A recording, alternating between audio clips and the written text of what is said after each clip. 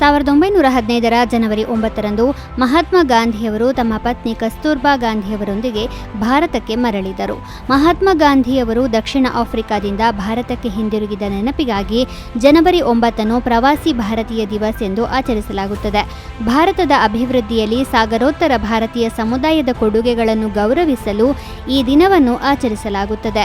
ಅಟಲ್ ಬಿಹಾರಿ ವಾಜಪೇಯಿಯವರ ಮೊದಲ ಕಾಂಗ್ರೆಸ್ಸೇತರ ಸರ್ಕಾರದ ಶಿಫಾರಸಿನ ಮೇರೆಗೆ ಪ್ರವಾಸಿ ಭಾರತೀಯ ದಿವಸ್ ಅನ್ನು ವಾಸ್ತವವಾಗಿ 2003ರಲ್ಲಿ ಆರಂಭಿಸಲಾಯಿತು.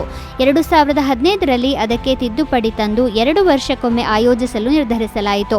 ವಿಶ್ವಾದ್ಯಂತ 100ಕ್ಕೂ ಹೆಚ್ಚು ದೇಶಗಳಲ್ಲಿ 5 ಕೋಟಿಗೂ ಹೆಚ್ಚು ಭಾರತೀಯರು ಪ್ರಪಂಚದಾದ್ಯಂತ ವಾಸಿಸುತ್ತಿದ್ದಾರೆ. ಹೆಚ್ಚಿನ ಅನಿವಾಸಿ ಭಾರತೀಯರು ಅಮೆರಿಕದಲ್ಲಿ ವಾಸಿಸುತ್ತಿದ್ದರೆ ನಂತರದ ಸ್ಥಾನದಲ್ಲಿ UAE, Malaysia, Saudi Arabia, Myanmar, Britain ಮತ್ತು ನಂತರ ಕೆನಡಾ ಇವೆ. ವಿವಿಧ ದೇಶಗಳಲ್ಲಿ ನೆಲೆಸಿರುವ ಈ ಭಾರತೀಯ ವಲಸಿಗರು ದೇಶಕ್ಕೆ ಹೆಮ್ಮೆ ತಂದಿದ್ದಾರೆ. ವಿದೇಶಗಳಲ್ಲಿರುವ ಈ ಅನಿವಾಸಿ ಭಾರತೀಯರು ಆ ದೇಶಗಳ ಆರ್ಥಿಕ ಮತ್ತು ರಾಜಕೀಯ ಪರಿಸ್ಥಿತಿಯನ್ನು ನಿರ್ಧರಿಸುವಲ್ಲಿಯೂ ಪ್ರಮುಖ ಪಾತ್ರ ವಹಿಸುತ್ತಿದ್ದಾರೆ. ಭಾರತವು ವಿಶ್ವದಲ್ಲೇ ಅತಿ ಹೆಚ್ಚು ವಲಸಿಗರನ್ನು ಹೊಂದಿದ ದೇಶವಾಗಿದೆ. 1982ರ ಜನವರಿ 9ರಂದು ಮೊದಲ ಭಾರತೀಯ ತಂಡವು ಅಂಟಾರ್ಟಿಕಾದ ಹಿಮಾವೃತ ಖಂಡವನ್ನು ತಲುಪಿತು. ಈ ಯಾತ್ರೆಯನ್ನು 1981ರಲ್ಲಿ ಪ್ರಾರಂಭಿಸಲಾಯಿತು ಮತ್ತು ತಂಡವು ಒಟ್ಟು 21 ಸದಸ್ಯರನ್ನು ಹೊಂದಿತ್ತು. ಅಲ್ಲಿ ವೈಜ್ಞಾನಿಕ ಸಂಶೋಧನೆ ನಡೆಸುವುದು ಈ ಕಾರ್ಯಾಚರಣೆಯ ಗುರಿಯಾಗಿತ್ತು.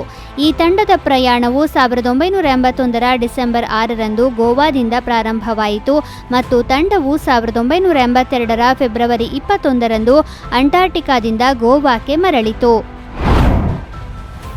1922ರ ಜನವರಿ 9ರಂದು ಡಾಕ್ಟರ್ ಹರಗೋವಿಂದ್ ಖುರಾನಾ ಅವರು ಅಖಂಡ ಭಾರತದ ಪಂಜಾಬ್ ಪ್ರಾಂತ್ಯದ ರಾಯಪುರ ಗ್ರಾಮದಲ್ಲಿ ಜನಿಸಿದರು.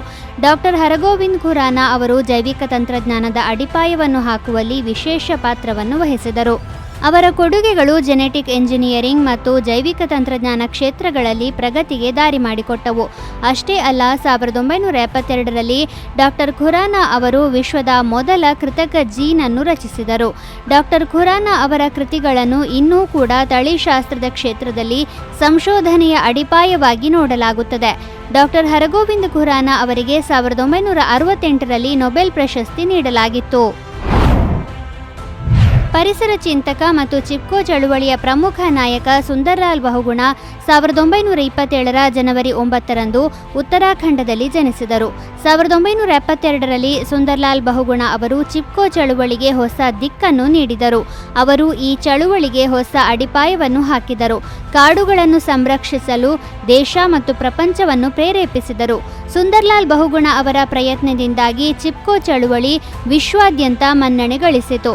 ಇದರ ಪರಿಣಾಮವಾಗಿ ಈ ಆಂದೋಲನಕ್ಕೆ ಪರಿಸರ ಪ್ರೇಮಿಗಳು ಮತ್ತು ಪ್ರಪಂಚದಾದ್ಯಂತ ಪರಿಸರ ಸಂರಕ್ಷಣೆಯಲ್ಲಿ ತೊಡಗಿರುವ ಜನರ ಬೆಂಬಲ ಸಿಕ್ಕಿತು.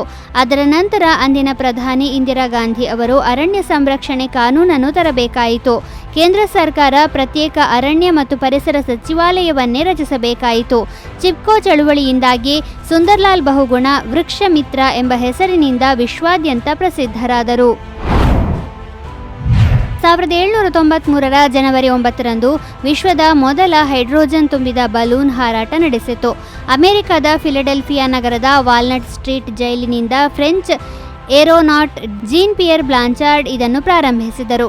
ಅಧ್ಯಕ್ಷ ಜಾರ್ಜ್ ವಾಷಿಂಗ್ಟನ್ ಈ ಉಡಾವಣೆಗೆ ಸಾಕ್ಷಿಯಾದರು. ಈ ಬಲೂನ್ನಲ್ಲಿ ವಿವಿಧ ವೈಜ್ಞಾನಿಕ ಉಪಕರಣಗಳು ಮತ್ತು ಅದರ ಮೇಲೆ ಒಂದು ಸಣ್ಣ ನಾಯಿಯೂ ಇತ್ತು. ಬ್ಲಾಂಚಾರ್ಡ್ ಈ ಬಲೂನ್ ಉಡಾವಣೆ ವೀಕ್ಷಿಸಲು ಟಿಕೆಟ್ಗಳನ್ನು ಮಾರಾಟ ಮಾಡಿದ್ದರು. ಕರ್ನಾಟಕದ ದಕ್ಷಿಣ ಕನ್ನಡ ಜಿಲ್ಲೆಯ ಪ್ರಸಿದ್ಧ ಸ್ವಾತಂತ್ರ್ಯ ಹೋರಾಟಗಾರ, ನ್ಯಾಯವಾದಿ ಮತ್ತು ಸಮಾಜ ಸೇವಕ ಕಾರ್ನಾಡ್ ಸದಾಶಿವರಾವ್ ಅವರು 1937ರ ಜನವರಿ 9ರಂದು ಕೊನೆಯುಸಿರೆಳೆದರು. 1881ರಲ್ಲಿ ಕರ್ನಾಟಕದ ದಕ್ಷಿಣ ಕನ್ನಡ ಜಿಲ್ಲೆಯ ಮಂಗಳೂರಿನಲ್ಲಿ ಜನಿಸಿದ ಅವರು ಗಾಂಧೀಜಿಯವರಿಂದ ಬಹಳ ಪ್ರಭಾವಿತರಾಗಿದ್ದರು. ಅಸಹಕಾರ ಚಳುವಳಿಯನ್ನು ಸೇರಿದ ಅವರು ರೌಲತ್ ಕಾಯ್ದೆಯನ್ನು ವಿರೋಧಿಸಿದರು ಮತ್ತು ಮಂಗಳೂರಿನ ಸುತ್ತಮುತ್ತಲಿನ ಪ್ರದೇಶಗಳಲ್ಲಿ ರಾಷ್ಟ್ರೀಯ ಶಾಲೆಗಳು ಮತ್ತು ಕೈಮಗ್ಗ ಬಟ್ಟೆ ಕಾರ್ಖಾನೆಯನ್ನು ಪ್ರಾರಂಭಿಸಿದರು. 1920ರಲ್ಲಿ ಕಲ್ಕತ್ತಾದಲ್ಲಿ ನಡೆದ ಕಾಂಗ್ರೆಸ್ ಸಮ್ಮೇಳನದಲ್ಲಿ ಅವರು ಭಾಗವಹಿಸಿದ್ದರು. ಮಂಗಳೂರಿನಲ್ಲಿ ನಡೆದ ಗಾಂಧೀಜಿಯವರ ಸಮ್ಮೇಳನವನ್ನು ಯಶಸ್ವಿಯಾಗಿ ನಡೆಸಲು ಅವರು ಶ್ರಮಿಸಿದ್ದರು. 1930ರಲ್ಲಿ ಅಂಕೋಲಾದಲ್ಲಿ ಉಪ್ಪಿನ ಸತ್ಯಾಗ್ರಹಕ್ಕೆ ಸೇರಿದ ಸದಾಶಿವರಾವ್ ಅವರು ವಸಾಹತುಶಾಹಿ ಬ್ರಿಟಿಷ್ ಸರ್ಕಾರದಿಂದ ಬಂಧಿಸಲ್ಪಟ್ಟರು ಮತ್ತು ತಿರುಚಿನಾಪಳ್ಳಿ ಮತ್ತು ವೆಲ್ಲೂರು ಜೈಲಿನಲ್ಲಿ ಕೈದಿಯಾಗಿ ಇರಿಸಲ್ಪಟ್ಟರು. ಅವರು ದೇಶ ಕಾರ್ಯಕ್ಕಾಗಿ ತಮ್ಮ ಪಿತ್ರಾರ್ಜಿತವಾದ ಸ್ವಂತ ಮನೆ ಸೇರಿದಂತೆ ತಮ್ಮದೆಲ್ಲವನ್ನೂ ಮಾರಿದರು. ಅವರ ದಾನದ ಪರಿಯನ್ನು ಕಂಡು ಡಾಕ್ಟರ್ ಶಿವರಾಮ ಕಾರಂತರು ಅವರನ್ನು ಧರ್ಮರಾಜ ಎಂದು ಕರೆದಿದ್ದರು.